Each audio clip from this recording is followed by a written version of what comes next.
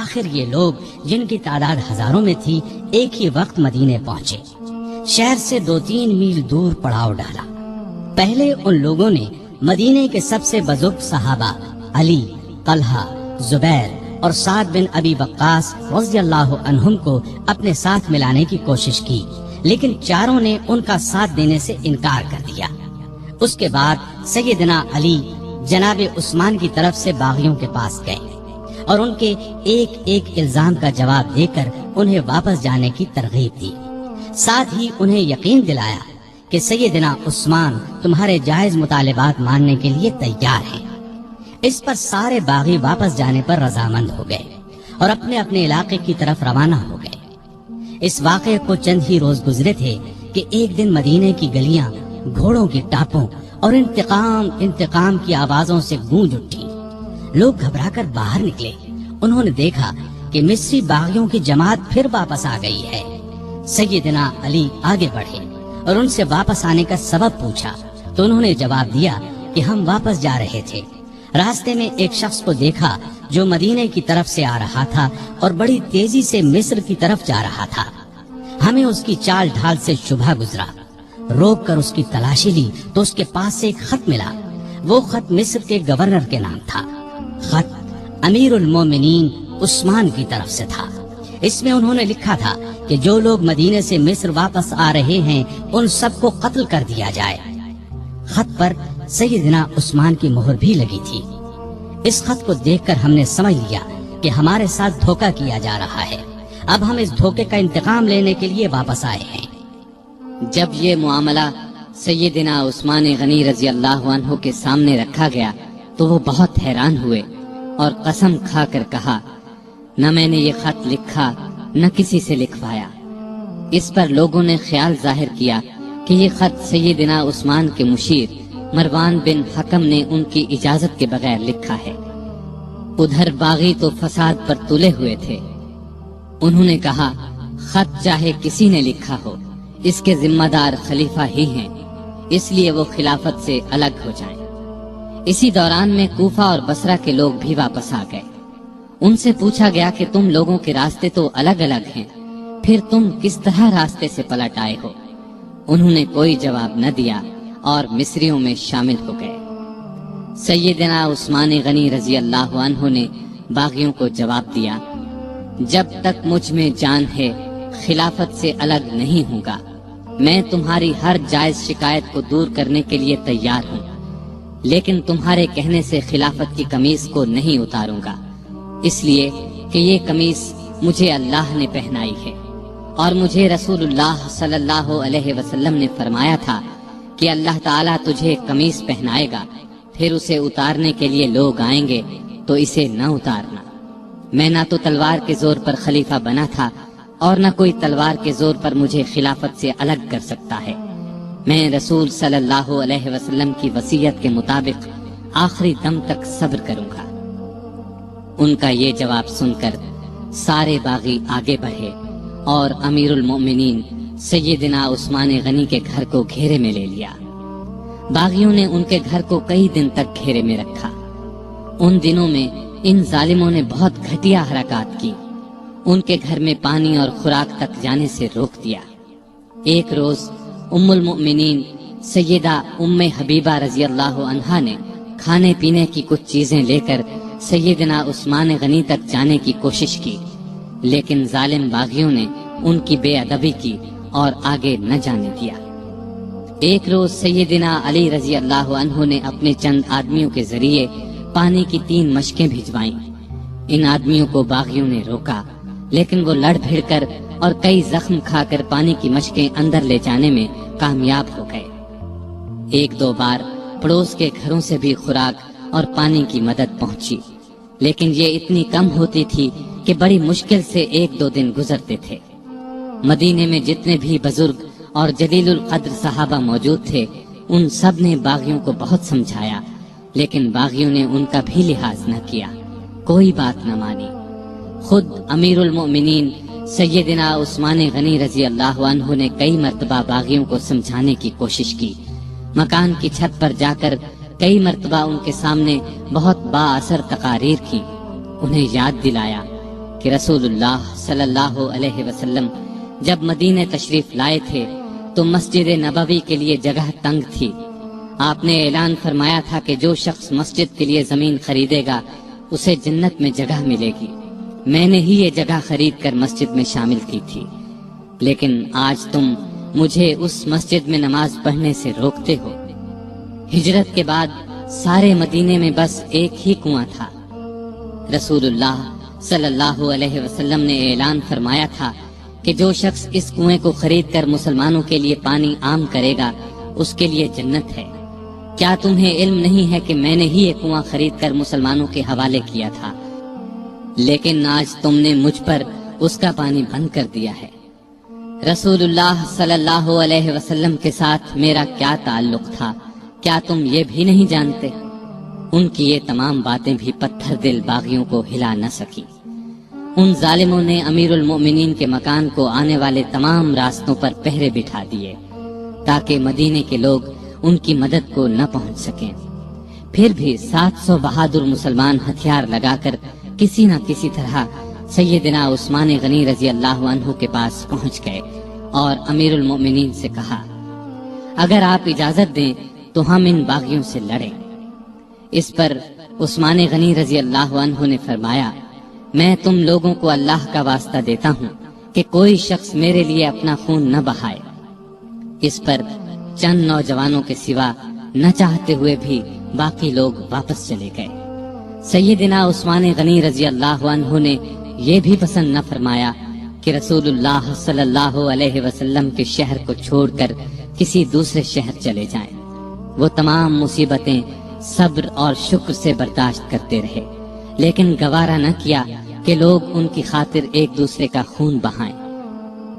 ادھر مدینے میں یہ ہو رہا تھا، ادھر مکے میں حج ہو رہا تھا۔ اکثر لوگ حج کے لیے گئے ہوئے تھے۔ باغی بھی یہ سوچ رہے تھے کہ حج کے بعد لوگ مدینے کا رخ کریں گے اور موقع ہاتھ سے نکل جائے گا۔ چنانچہ وہ سیدنا عثمان کے قتل کا مشورہ کرنے لگے۔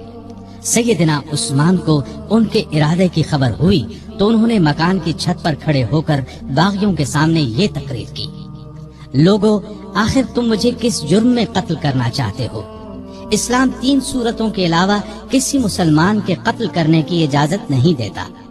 یا تو وہ اسلام لانے کے بعد اس سے پھر جائے، یا شادی کے بعد بدکاری کرے، یا کسی کو جان بوجھ کر قتل کرے۔ اللہ کی قسم، میں نے ان تینوں میں سے کوئی گناہ نہیں کیا، پھر تم میرے خون کے پیاسے کیوں ہو؟ باغیوں پر اس تقریر کا بھی کوئی اثر نہ ہوا۔ انہوں نے 18 ذوالحج 35 ہجری کو امیر المومنین کے مکان پر حملہ کر دیا۔ گھر کے بڑے دروازے پر حسن بن علی، عبداللہ بن زبیر، محمد بن طلحہ رضی اللہ عنہم اور کچھ دوسرے نوجوان پہرا دے رہے تھے۔ انہوں نے باغیوں کا زبردست مقابلہ کیا اور زخم کھا کر بھی انہیں اندر داخل نہ ہونے دیا۔ اب 4 باغی ساتھ کے ایک مکان کے ذریعے دیوار پھاند کر اندر داخل ہو گئے۔ اس وقت سیدنا عثمان روزے سے تھے اور قرآن پاک کی تلاوت کر رہے تھے۔ ظالموں نے لوہے کی ایک سلاخ، نیزے اور تلوار سے ان پر وار کیے۔ ان کی زوجہ محترمہ سیدہ نائلہ انہیں بچانے کے لیے آگے بڑھیں تو تلوار کے وار سے ظالموں نے ان کی انگلیاں کاٹ دیں۔ اس طرح ظالموں نے 82 سالہ نہتے امیر المومنین سیدنا عثمان رضی اللہ عنہ کو شہید کر دیا۔ انا للہ و انا الیہ راجعون۔ انہیں شہید کر دیا جنہوں نے اپنے آپ کو بچانے کے لیے ان کا خون بہانا پسند نہیں فرمایا تھا، ورنہ وہ فوج بلا کر ان سب کو قتل کروا سکتے تھے۔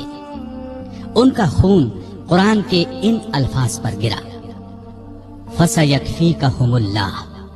وہ جمعے کے دن کا تیسرا پہر تھا۔ ان کی شہادت کی خبر سن کر لوگ سناٹے میں آ گئے۔ ان کے گمان میں بھی نہیں تھا کہ بات یہاں تک پہنچ جائے گی۔ جنازہ رات کے وقت لے جایا گیا، ڈر تھا کہ باغی ناش کی بے حرمتی نہ کریں۔ اس مظلوم شہید کو بقیع الغرقد المعروف جنت البقیع میں دفن کیا گیا۔ آپ بہت خوبصورت تھے، ہمیشہ صاف ستھرا لباس پہنتے تھے، لیکن ایسا لباس نہیں پہنتے تھے جس سے غرور پیدا ہو۔ گھر کے افراد کو بھی ایسا لباس نہیں پہننے دیتے تھے۔ غذا عام طور پر سادہ اور نرم کھاتے تھے۔ اپنی روزی کپڑے اور غلے وغیرہ کی تجارت سے کماتے تھے۔ بہت دیانتدار اور کامیاب تاجر تھے۔ اپنی دولت اللہ کے راستے میں لٹاتے رہتے تھے۔ بہت زیادہ صفائی پسند تھے۔ جس دن سے مسلمان ہوئے تھے ہر روز غسل فرماتے تھے۔ خوشبو بہت پسند تھی۔ فرض نمازوں اور روزوں کی سختی سے پابندی کے علاوہ نفلی عبادت بھی بہت کرتے تھے۔ اکثر تیسرے دن روزہ رکھتے۔ رات کو صرف اتنا کھاتے کہ انسان زندہ رہ سکے۔ بعض اوقات تو ساری رات عبادت میں گزار دیتے۔ قرآن مجید کی تلاوت کا بہت زیادہ شوق تھا۔ تلاوت کے بغیر کوئی دن نہ گزرتا تھا۔ ہر سال حج کے لیے جاتے۔ آخری سال باغیوں کے محاصرے کی وجہ سے نہ جا سکے۔ لکھنا پڑھنا جانتے تھے۔ وحی کی کتابت بھی کرتے تھے۔ وحی نازل ہوتی تو اکثر نبی کریم صلی اللہ علیہ وسلم انہیں لکھنے کے لیے بلاتے۔ قرآن کے بہت بڑے عالم اور حافظ تھے۔ رسول اللہ صلی اللہ علیہ وسلم کی 146 احادیث آپ کے ذریعے سے امت تک پہنچی۔ شریعت کے مسائل سے بخوبی واقف تھے۔ لوگ ان سے مسئلے پوچھتے تھے۔ نبی کریم صلی اللہ علیہ وسلم کی دوسری بیٹی سیدہ ام کلثوم کی وفات کے بعد آپ نے کچھ اور نکاح بھی کیے۔ 9 یا 7 بیٹیاں اور 8 بیٹے ہوئے۔ 2 بیٹے بچپن ہی میں فوت ہو گئے۔ ان کے ایک بیٹے ابان نے شہرت پائی۔ بنو امیہ کی حکومت میں اونچے عہدوں پر کام کیا۔ حیا سیدنا عثمان میں بہت زیادہ تھی، حتیٰ کہ فرشتے بھی ان سے حیا کرتے تھے۔ اللہ کا خوف بہت تھا۔ موت، قبر اور قیامت کا ہر وقت خیال رہتا۔ آپ کی سخاوت انتہا کو پہنچی ہوئی تھی۔ کوئی دن ایسا نہیں گزرتا تھا جس میں وہ خیرات نہ کرتے ہوں۔ وہ اللہ تعالیٰ کے اس ارشاد کی مکمل تصویر تھے۔ جو لوگ ضرورت مندوں کے لیے دل کو تنگ کیے بغیر اپنا مال خرچ کرتے ہیں وہی کامیاب ہیں۔ سیدنا عثمان غنی رضی اللہ عنہ نے بئر روما خرید کر مسلمانوں کے لیے عام کر دیا۔ مسجد نبوی کی توسیع کے لیے زمین خریدی۔ سیدنا علی رضی اللہ عنہ کی سیدہ فاطمہ رضی اللہ عنہا سے شادی کا موقع آیا تو انہوں نے اپنی زرہ سیدنا عثمان رضی اللہ عنہ کے ہاتھ 480 درہم میں بیچ دی۔ عثمان رضی اللہ عنہ نے اس رقم کے ساتھ وہ زرہ بھی انہیں واپس تحفے میں دے دی۔ تبوک کے موقع پر تو ان کی دریا دلی کی انتہا نہ رہی۔ قحط کے موقع پر غلے سے لدے ہوئے اونٹ لوگوں میں تقسیم کر دیے۔ ہر جمعے کو ایک غلام آزاد کرتے تھے۔ کسی جمعے نہ کر پاتے تو آئندہ جمعے 2 غلام آزاد کرتے۔ اپنی خلافت کے زمانے میں بیت المال سے اپنی ذات کے لیے 1 درہم بھی نہ لیا، اگرچہ وہ کم از کم 5000 درہم ہر سال لینے کے حقدار تھے۔ 12 سالہ خلافت میں 60,000 درہم گویا انہوں نے مسلمانوں کے لیے چھوڑ دیے۔ آپ رضی اللہ عنہ میں سادگی انتہا کو پہنچی ہوئی تھی۔ اپنے کام اپنے ہاتھوں سے کرتے تھے۔ ایک مرتبہ ایک غلام نے سیدنا عثمان غنی رضی اللہ عنہ کو دعوت دی۔ اس کی دعوت خوشی سے قبول کر لی۔ نہایت صابر تھے۔ تمام مصیبتیں نہایت صبر سے برداشت کی۔ اپنے حامیوں کو مخالفین پر تلوار نہ اٹھانے دی۔ نبی اکرم صلی اللہ علیہ وسلم سے آپ کو بے انتہا محبت تھی۔ ایک مرتبہ نبی کریم صلی اللہ علیہ وسلم کے گھر میں 4 دن کا فاقہ تھا۔ سیدنا عثمان غنی رضی اللہ عنہ کو پتہ چلا تو فوراً بہت سا آٹا، کھجوریں، 1 بکرا اور 300 درہم لے کر حضور صلی اللہ علیہ وسلم کے گھر پہنچے۔ اس وقت آپ صلی اللہ علیہ وسلم گھر میں نہیں تھے۔ انہوں نے یہ چیزیں بی بی عائشہ رضی اللہ عنہا کے حوالے کی۔ تھوڑی دیر بعد کچھ روٹیاں اور بھنا ہوا گوشت بھی دے آئے۔ نبی صلی اللہ علیہ وسلم گھر تشریف لائے تو سیدہ عائشہ صدیقہ رضی اللہ عنہا نے آپ صلی اللہ علیہ وسلم کو بتایا کہ عثمان یہ سامان دے گئے ہیں۔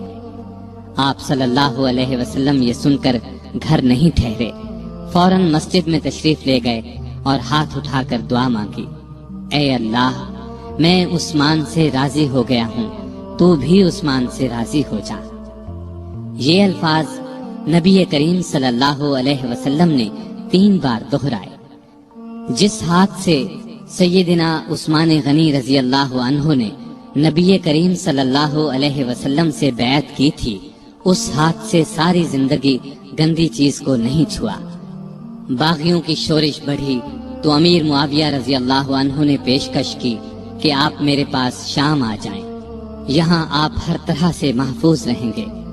اس پر فرمایا، چاہے میری گردن کٹ جائے، میں رسول اللہ صلی اللہ علیہ وسلم کے شہر کو نہیں چھوڑ سکتا۔ نبی کریم صلی اللہ علیہ وسلم کو بھی آپ سے اتنی ہی محبت تھی، اس لیے اپنی 2 بیٹیاں آپ کے نکاح میں دی۔ سیدنا عثمان غنی رضی اللہ عنہ ان 10 صحابہ میں سے ایک ہیں جنہیں جنت کی خوشخبری نبی کریم صلی اللہ علیہ وسلم نے اس دنیا ہی میں دے دی تھی۔ رسول اللہ صلی اللہ علیہ وسلم کا یہ بھی فرمان ہے، عثمان رضی اللہ عنہ جنت میں میرے ساتھی ہیں۔ سیدنا عثمان غنی رضی اللہ عنہ کے چند قول یہ ہیں، اس نے اللہ کا حق نہیں جانا جس نے لوگوں کا حق نہیں جانا۔ حقیر سے حقیر پیشہ اختیار کرنا ہاتھ پھیلانے سے بہتر ہے۔ غریب کا 1 روپیہ خیرات کرنا دولت مند کے 1 لاکھ روپے خیرات کرنے سے بہتر ہے۔ اپنے رب کے سوا کسی سے امید نہ رکھو، گناہ کسی نہ کسی صورت دل کو بے قرار رکھتا ہے۔ سب سے برا آدمی وہ ہے جو لوگوں کی برائیاں بیان کرتا پھرے۔